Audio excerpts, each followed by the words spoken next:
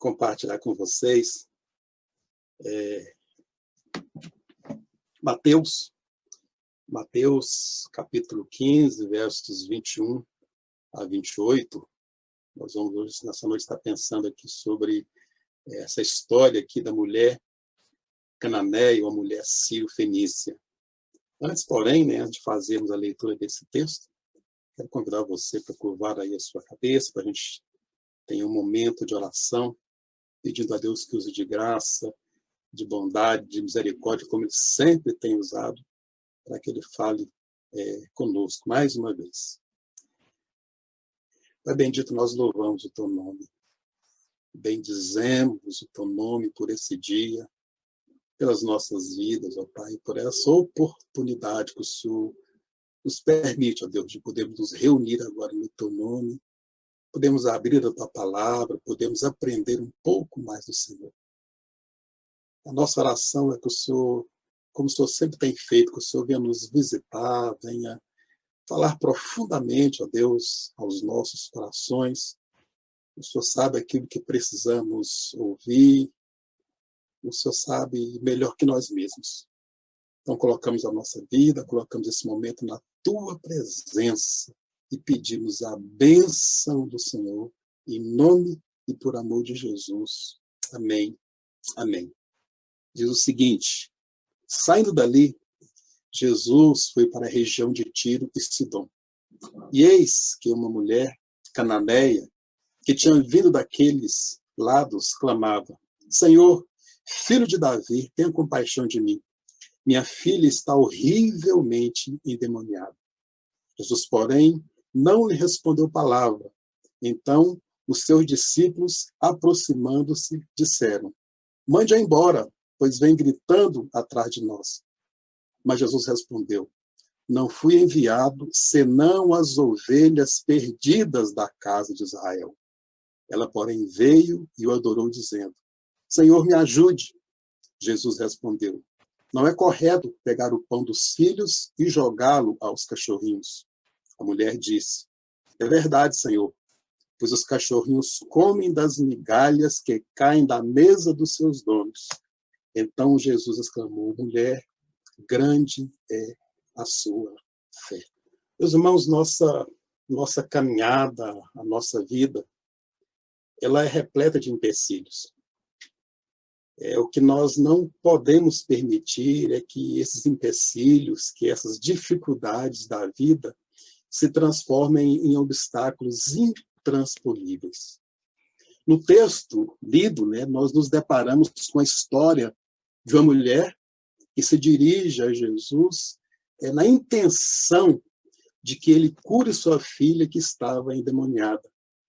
E vamos perceber que essa mãe, para ser atendida, ela enfrenta alguns empecilhos. Esse encontro de Jesus com essa mulher ocorre logo após o diálogo dele com alguns fariseus e escribas sobre a tradição dos anciãos.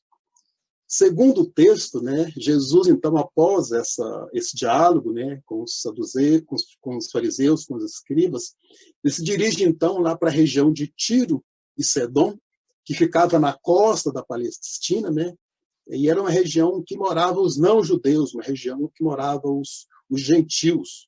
E uma mulher, então, daquela região, pede ajuda a Jesus, porque a filha dela, segundo o texto, estava endemoniada. E essa mãe que tinha ouvido falar de Jesus é uma mulher que tinha fé. Tanto é que ela chama Jesus de filho de Davi e Senhor. Agora, o que é interessante é que, apesar do clamor dessa mulher, o texto diz que Jesus não responde absolutamente nada. Absolutamente nada. E como se não bastasse assim, a enfermidade da filha, ela então se vê diante do primeiro empecilho, que é exatamente o silêncio de Jesus. O verso 23 nos informa que diante do clamor dessa mãe, olha o que diz aí. Jesus, porém, não lhe respondeu palavra. É uma atitude muito, muito estranha, né? Essa mulher agoniada, essa mulher angustiada, recorre a Jesus de Nazaré e Jesus permanece em silêncio diante dessa mulher. Quem sabe você tenha passado por isso, quem sabe, né, está passando, quem sabe tenha clamado ou está clamando a Jesus urgentemente, insistentemente, na mais angustiosa aflição, e você só encontrou como resposta o silêncio absoluto do céu. É bem verdade, meus irmãos, que é muito fácil crer quando nós estamos cercados de milagres, quando nós estamos cercados de respostas, né? Não é verdade?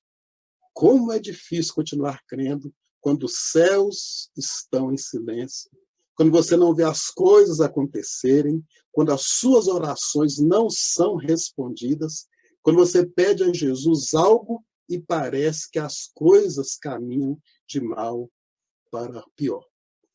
E como se não bastasse o silêncio de Jesus, veja bem, os discípulos agora pedem a Jesus que mandem a mulher embora, né? Certamente para não incomodar o mestre. Certamente os discípulos a viram como um obstáculo, e não como uma mãe, como uma mulher necessitada, precisando de ajuda. Certamente eles agiram assim, acredito que em função do silêncio de Jesus em relação ao pedido dessa mãe. Mas o que percebemos nesse texto é que não houve compaixão por parte dos discípulos de Jesus por essa mulher aflita. Aliás, essa não foi a primeira e nem a última vez que os discípulos fizeram isso. Aqui mesmo no Evangelho de Mateus, no capítulo 19, versos 13 e 14, diz assim: Então, trouxeram algumas crianças a Jesus para que ele lhes impusesse as mãos e orasse. Mas os discípulos os repreendiam. Jesus, porém, disse: Deixem os pequeninos e não os impeçam de vir a mim, porque dos tais é o reino dos céus. E, tendo lhes imposto as mãos, retirou-se dali. Então, veja bem, como se não bastasse esse primeiro obstáculo, o silêncio de Jesus, essa mãe, essa mulher agora se vê diante do segundo empecilho, que é o convite dos discípulos para que ela se retire. Agora, meus irmãos, após ser confrontada, então, com esses dois empecilhos, o silêncio de Jesus, o convite dos discípulos para que ela se retirasse, né? Então, a mulher agora ela se vê diante de que eu chamaria de um terceiro empecilho, que é a resposta de Jesus. Em primeiro lugar, lá no verso 24, Jesus diz: Eu não fui enviado senão as ovelhas perdidas da casa de Israel.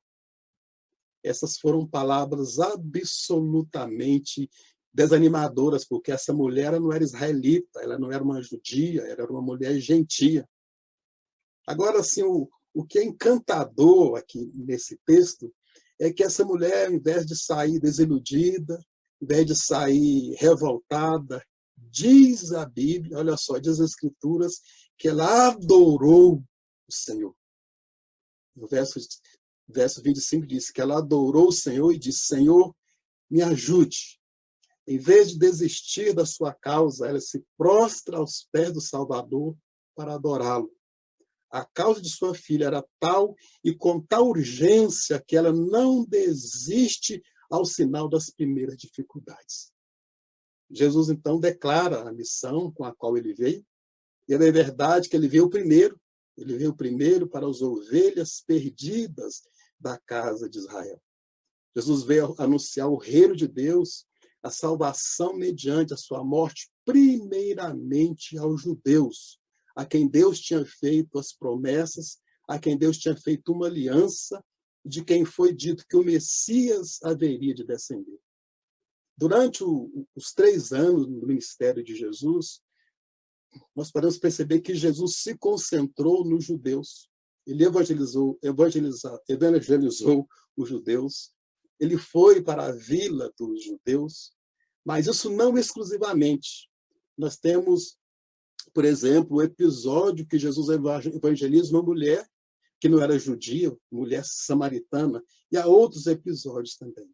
Mas, repito, o foco do ministério de Jesus era anunciar a redenção prometida à casa de Israel. O apóstolo João vai dizer lá no Evangelho, no capítulo 1, que ele veio para os seus, ou seja, veio para os judeus.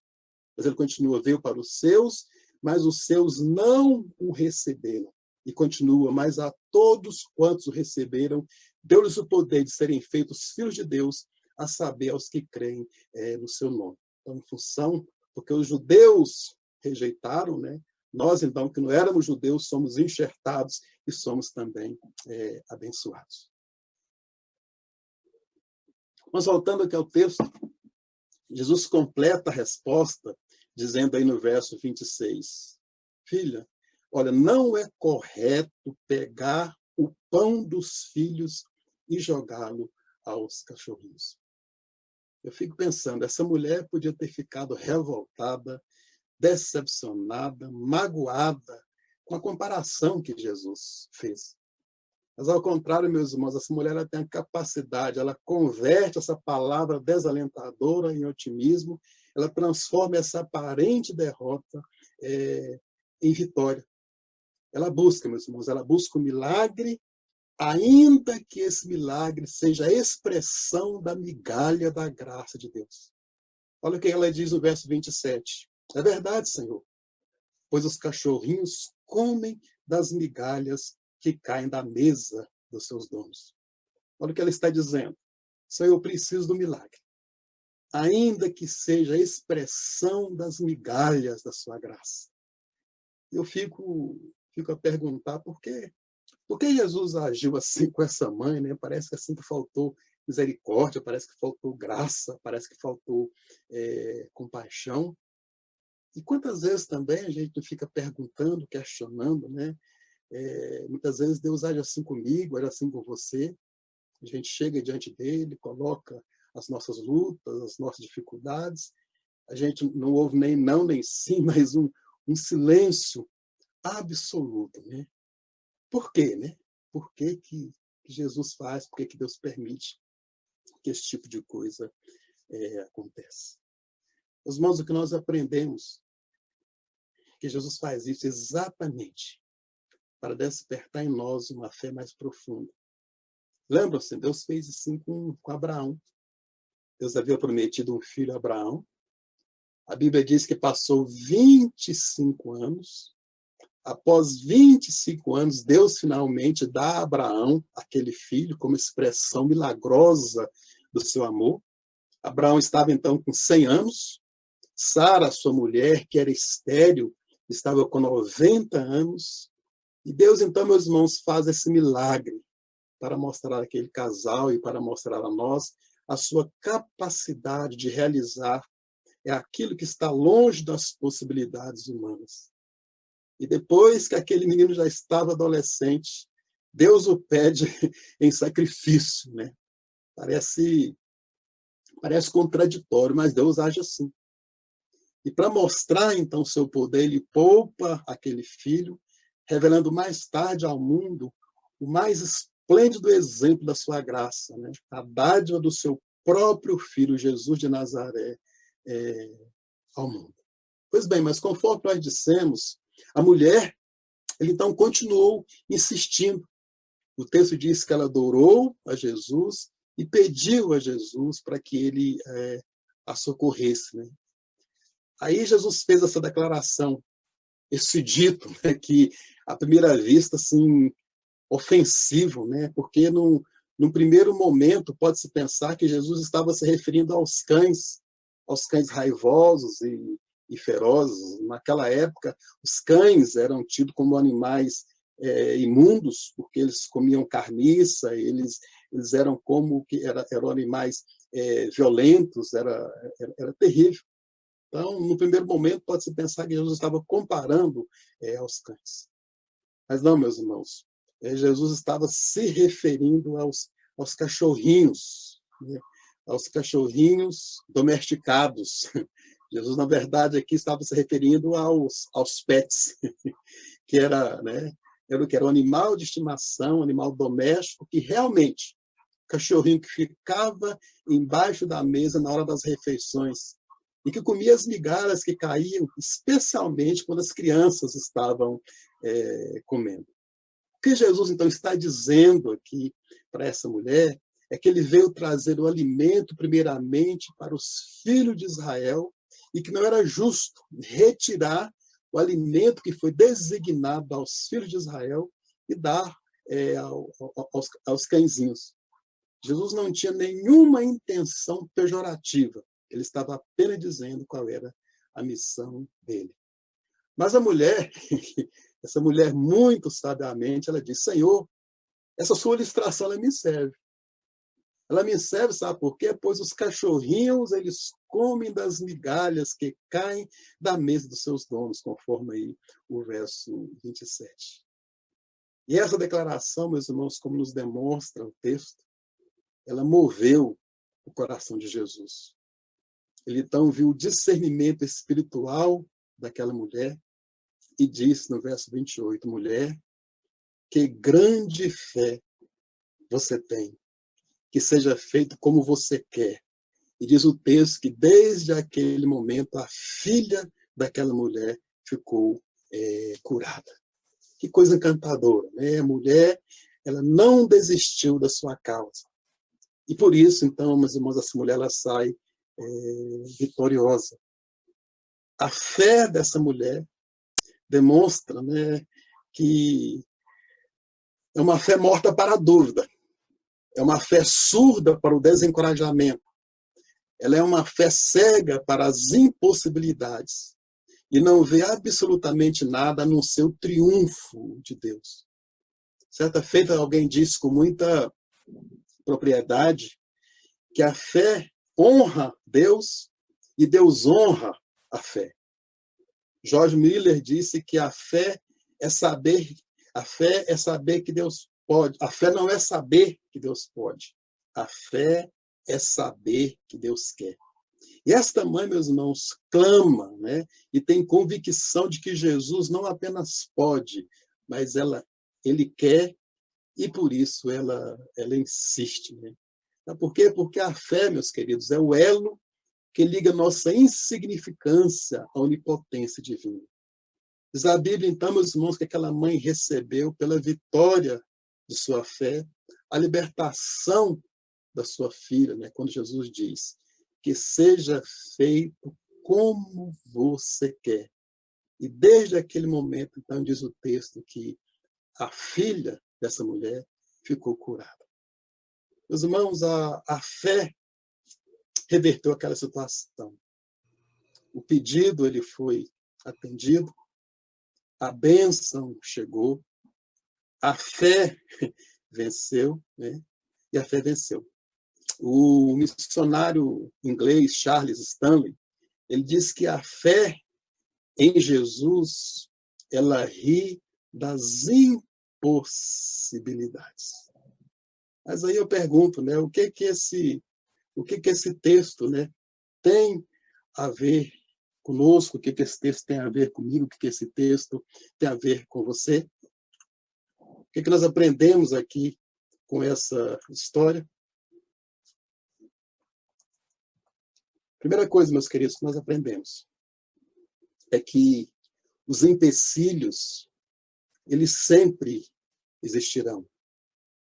Cabe a nós impedirmos que esses empecilhos se transformem em obstáculos intransponíveis. A segunda coisa que nós aprendemos, meus queridos, é que o silêncio de Jesus ele é pedagógico. Ele está querendo trabalhar em nós antes de trabalhar por nós.